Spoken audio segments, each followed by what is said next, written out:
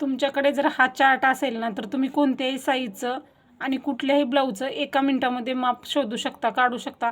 त्यामुळे तुम्हाला ब्लाऊज कटिंगमध्ये अडचण बिलकुल येत नाही. हा चार्ट आपल्याकडे असला ना तर कुठल्याही साईजचं आपण परफेक्ट ब्लाऊजचं मार्किंग करू शकतो. इथं दाखवल्याप्रमाणे बघू शकता, ही गळा रुंदी आहे, आपलं हे शोल्डर आहे, मुंडेचे आकार आहेत, त्याचबरोबर छातीचा चौथा भाग प्लस शिलाई मार्जिन, आपण कुठला भाग कसा काढलेला आहे, कुठं काढलेला आहे, किती मार्जिन घेतलेलं आहे, हे सर्व मी यामध्ये तुम्हाला दिलेलं आहे.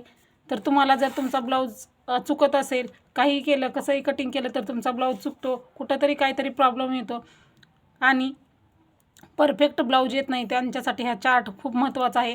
हा चार्ट बघायचा आहे आणि ही आकृती बघायची आहे. त्यामुळे तुमचा ब्लाऊजचं तुम्ही 1 मिनिटामध्ये परफेक्ट माप शोधू शकता. आपला ब्लाऊज कुठल्या साईजचा आहे ते बघायचं आहे आणि तेच माप आपल्याला पेपरवरती टाकायचं आहे. त्यामुळे आपला ब्लाऊज 100% बरोबर येणार आहे. तर चला तर आपण व्हिडिओला सुरुवात करूया. तर नमस्कार, मी वंदना, तुमचं स्वागत करते माझ्या यूट्यूब चॅनलमध्ये. मी आज तुम्हाला कटोरी ब्लाऊजचा चार्ट विषयी माहिती सांगणार आहे. हा जर चार्ट आपल्याकडे असेल तर तुम्हाला कोणत्याही साईजच्या ब्लाऊज कटिंग करताना शोल्डर, गळा रुंदी, मुंडा किती घ्यावा हे जर लक्षात येत नसेल तर हा चार्ट खास तुमच्यासाठी आहे. हा चार्ट बघून तुम्ही कुठल्याही साईजचा ब्लाऊज सहज कट करू शकता आणि कुठलं माप कसं घ्यायचं आणि कसं कटिंग करायचं तेही मी तुम्हाला इथं सांगणार आहे. त्यासाठी व्हिडिओ पूर्ण बघा, म्हणजे तुम्हाला परफेक्ट असा ब्लाऊजचा चार्ट लक्षात येईल. आता बघा, हा आपला कटोरी ब्लाऊजचा चार्ट आहे. इथं मी साईज लिहिलेली आहे, ह्या रखान्यामध्ये पूर्ण साईज लिहिलेली आहे. 28 पासून 48 साईजपर्यंत साईज लिहून घेतलेली आहे. ही जी आहे ती आपली इकडची साईज आहे.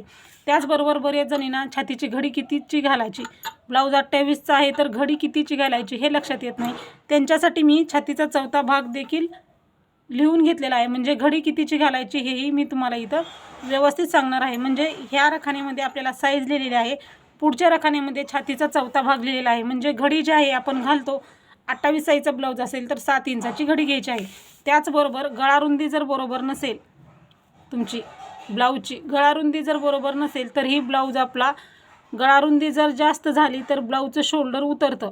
त्यामुळं ही गळा रुंदी पण खूप महत्त्वाची आहे.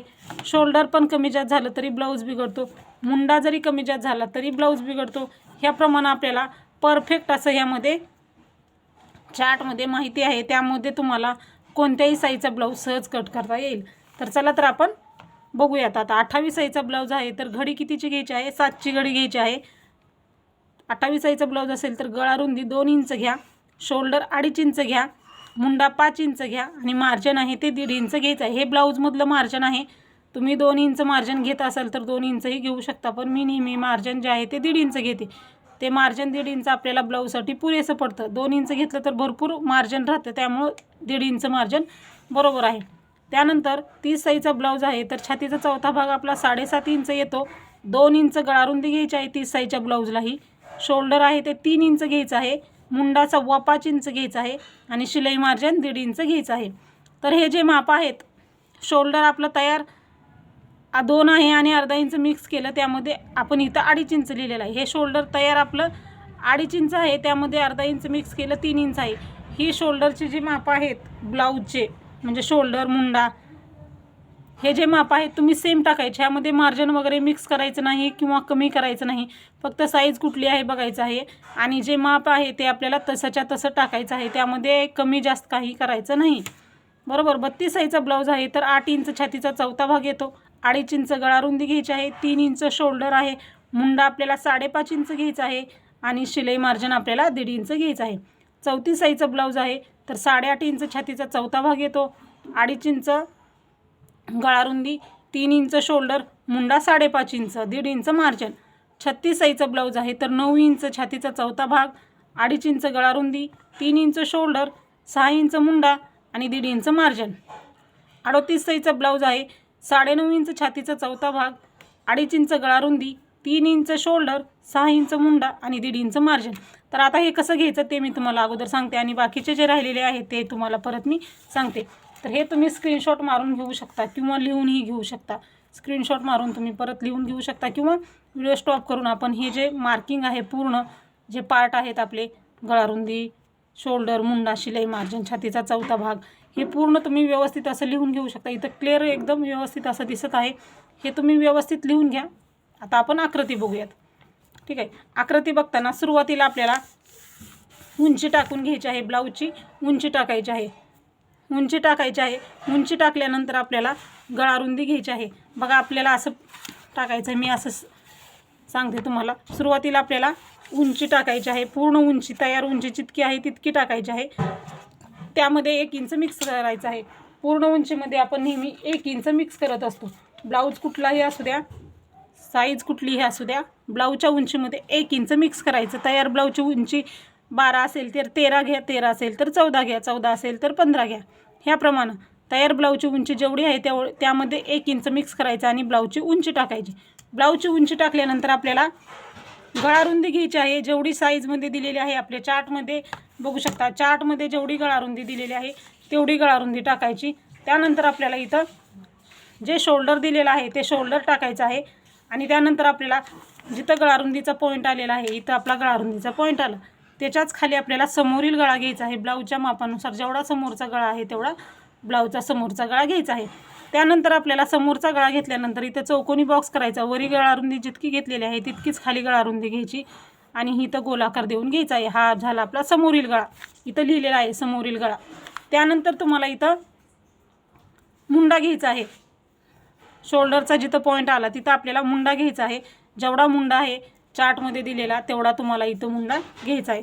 मुंडा घेतल्यानंतर तर परत आपल्याला इथून इकडं आपला हा लिहिलेला आहे मी पॉईंट, छातीचा चौथा भाग 7 इंच म्हणजे 28 साईजच्या ब्लाऊजची आकृती काढलेली आहे.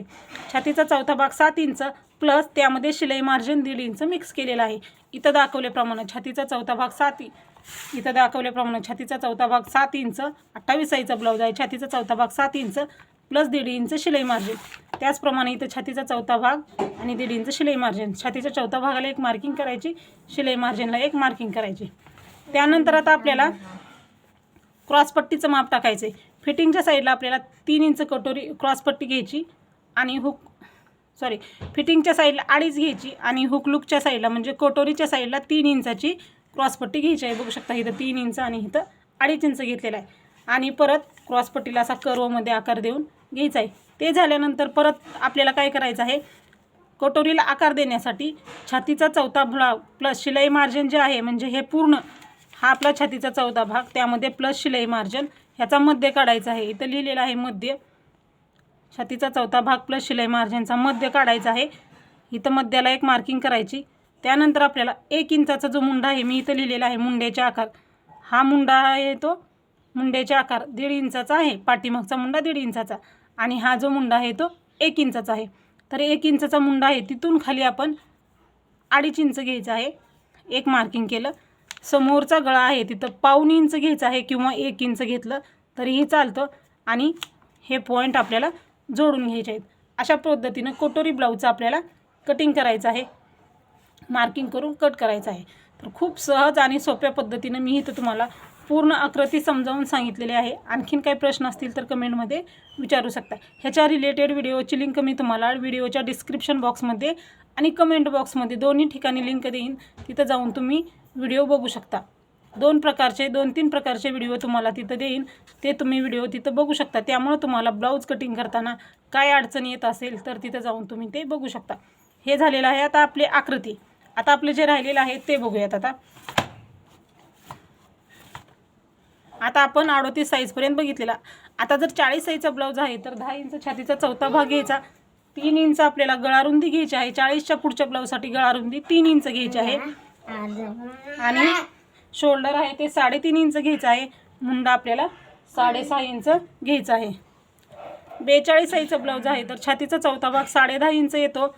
त्यानंतर आपल्याला 3 इंच गळारुंदी घ्यायची आहे. शोल्डर 3.5 इंच घ्यायचा आहे. मुंडा 6.5 इंच घ्यायचा आहे. 1.5 इंच मार्जिन. 44 साईजचा ब्लाऊज आहे. 11 इंच छातीचा चौथा भाग, गळारुंदी 3 inch, shoulder 3.5 inch, 6.5 inch Munda, 1.5 inch margin. 46 साईजचा ब्लाऊज आहे. 11.5 इंच छातीचा चौथा भाग, 3 इंच गळारुंदी, शोल्डर आहे ते 3.5 इंच आहे. मुंडा आपला 6.5 इंच आहे. शिलाई मार्जिन 1.5 इंच.